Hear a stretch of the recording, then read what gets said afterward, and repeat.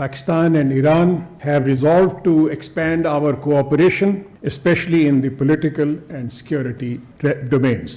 Respect for sovereignty and territorial integrity remains the immutable and foundational principle of this cooperation. Pakistan اور ایران کا دہشت گردوں کے خلاف اپنے اپنے علاقوں میں کارروائیاں کرنے پر اتفاق. دفتر خارجہ میں ہائی لیول میکنزم تشکیل دیا جائے گا. تربت اور زاہدان میں نمائندہ افسران ہمہ وقت موجود ہوں گے. دونوں ممالک دہشت گردوں کو کوئی موقع نہیں دیں گے. وزرائے خارجہ کی ملاقات کے بعد پریس کانفرنس.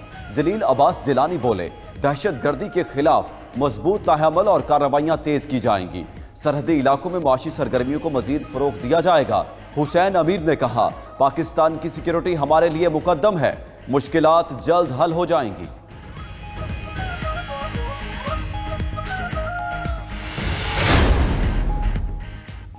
کراچی میں سیاسی پارا ہائے. کارکن کے قتل کے بعد ایم کیو ایم اور پیپلز پارٹی کی لفظی جنگ. ایم کیو ایم کا پیپلز پارٹی پر کارکن کو قتل کرنے کا الزام.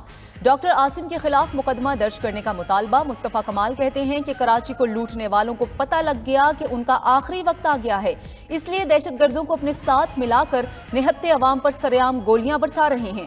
آخری بار کہہ رہے ہیں کہ انصاف ہوتا ہوا دکھنا چاہیے، ورنہ مرنا ہمارے لیے کوئی مسئلہ نہیں.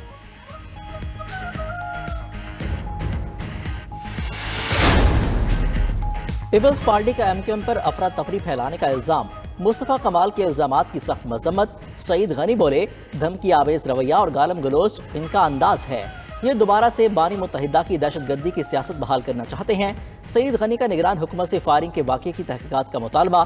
بولے شواہد کا مشاہدہ کر کے ذمہ داروں کا تعین کیا جائے.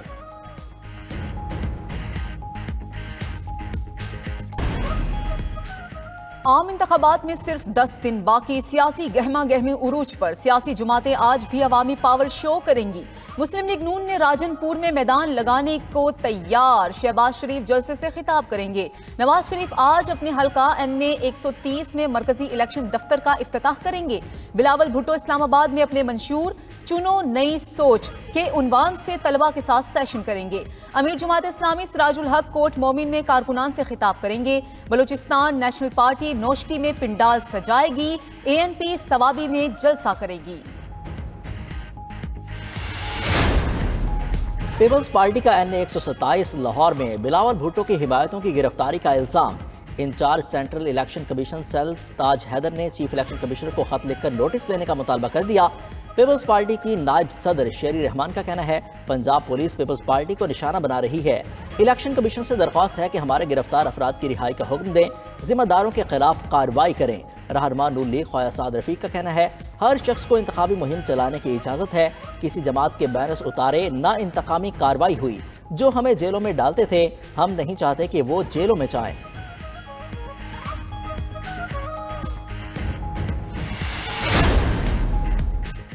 عام انتخابات 2024 کی تیاریاں عروج پر. چیف الیکشن کمشنر کی زیر صدارت جائزہ اجلاس. انتخابات کی تیاریوں سے متعلق تفصیلی بریفنگ دی گئی. ملک بھر میں پولنگ سکیم کی سمری جاری. 90,675 پولنگ سٹیشنز قائم. 50% پولنگ سٹیشنز کو حساس یا انتہائی حساس قرار دے دیا. مجموعی طور پر 46,065 پولنگ سٹیشنز حساس اور انتہائی حساس قرار دے دیے گئے. ادھر بیلٹ پیپرز کے حوالے سے الیکشن کمیشن کی تدبیریں الٹی پڑ گئیں. سائز کم کرنا بھی بے سود. 1 یا 2 حلقوں میں دوبارہ پرنٹنگ کرنے کے لیے کاغذ موجود نہیں ہوگا. سپریم کورٹ الیکشن کمیشن کے معاملات میں مداخلت نہیں کرے گی. الیکشن کمیشن کو اپنا کام کرنے دیں. اگر وہ کام نہ کریں تو ہم ان سے کام کروائیں گے. کاغذات نامزدگی سے متعلق کیس میں چیف جسٹس کے ریمارکس. مزید کہا کہ آئینی اداروں کو عزت دیں، جائیں جا کر ان کو الیکشن میں ہرائیں. جمال رئیسانی کے کاغذات نامزدگی کے خلاف مخالف امیدوار کی اپیل واپس لینے کی بنیاد پر خارج. سربراہ BNP اختر مینگل کو بھی انتخابات میں حصہ لینے کی اجازت. طاہر صادق کے کاغذات نامزدگی مسترد کرنے کے خلاف اپیل منظور. دوران سماعت دلچسپ صورتحال. اعتراض کنندہ نے ناز طاہر کے خلاف درخواست سے لا علمی کا اظہار کر دیا. آپ نے اعتراض نہیں کیا تو کاغذات کیسے مسترد ہو گئے؟ جسٹس منصور کا استفسار. متعلقہ ریٹرننگ آفیسر کو انتخابات کے بعد طلب کر لیا گیا. سیاسی جماعتوں سے انتخابی نشان واپس لینے کے قانون کے خلاف درخواست. لاہور ہائی کورٹ نے دلائل کے بعد فیصلہ محفوظ کر لیا. دوران سماعت درخواست گزار نے کہا کسی جماعت سے انتخابی نشان واپس لینے کا الیکشن کمیشن کا اختیار آئین کے منافی ہے۔ عدالت الیکشن ایکٹ کی شق 215 کو کالعدم قرار دے دے۔ وکیل الیکشن کمیشن نے موقف اپنایا۔ سپریم کورٹ کے فیصلے میں لکھا ہے یہ سب الیکشن کمیشن نے دیکھنا ہے۔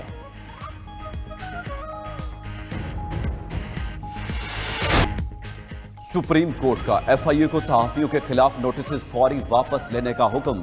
طلب کیے گئے صحافیوں کے خلاف کارروائی سے روک دیا۔ گالم گلوچ، تشدد اور انتشار پھیلانے کا معاملہ الگ ہے، بات صرف تنقید تک ہے تو کسی کے خلاف کارروائی نہ کی جائے۔ از خود نوٹس کیس میں چیف جسٹس کا حکم، اٹارنی جنرل نے کارروائی نہ کرنے کی یقین دہانی کرا دی۔ چیف جسٹس نے مزید کہا کب تک ماضی کی غلطیوں کو دہرائیں گے، ہم تو اپنی غلطیاں تسلیم کرنے کے لیے تیار ہیں مگر سب غلطیاں اپنے سر پر بالکل نہیں اٹھاؤں گا۔ مجھ سے غلطی ہوئی ہے تو تنقید سے میری اصلاح ہوگی، میرا مذاق بھی اڑائیں تو مجھے کوئی فکر نہیں۔ از خود نوٹس کی سماعت کل تک ملتوی، صحافیوں پر تشدد سے متعلق رپورٹ 2 ہفتے میں طلب۔ ریاستی اداروں کے خلاف مخصوص سیاسی جماعت کا من گھڑت پروپیگنڈا ایک بار پھر بری طرح بے نقاب۔ پروپیگنڈا اکاؤنٹ سے وائر غلام شبیر کی ویڈیو نے حقائق خود ہی سامنے رکھ دیے۔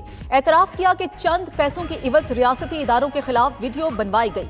وقار خان بھی باہر بیٹھ کر مسلسل پروپیگنڈا کرتا ہے۔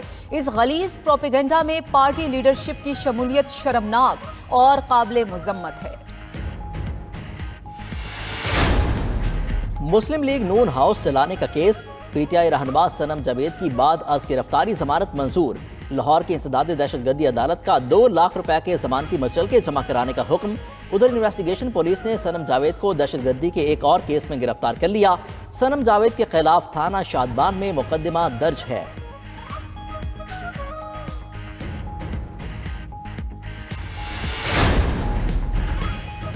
ڈپٹی اسپیکر رولنگ کیس، سابق اسپیکر قومی اسمبلی اسد کیسر اور ڈپٹی اسپیکر قاسم سوری کی نظر ثانی کی درخواست سے خارج۔ اسد کیسر کے وکیل نعیم بخاری نے کہا عدالت مجلس شورا پارلیمنٹ کے معاملات میں مداخلت نہیں کر سکتی۔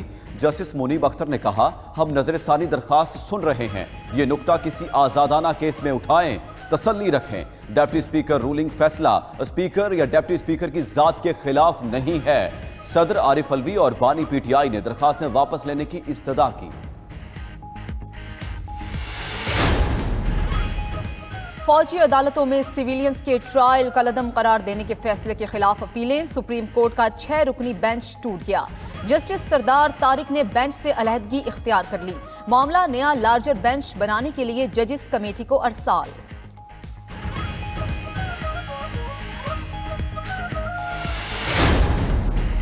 نگران وزیر اعظم کی زیر صدارت مشترکہ مفادات کونسل کا اجلاس آج ہوگا۔ چاروں نگران وزرائے اعلیٰ اور وفاقی وزراء شریک ہوں گے۔ اجلاس میں گیس سیکٹر میں اصلاحات بارے تجاویز زیر غور آئیں گی۔ پیٹرولیم ڈویژن کی جانب سے گیس شعبے میں اہم تجاویز، مقامی گیس کے 50% نجی شعبے کو فروخت کرنے کی آزادی ہوگی۔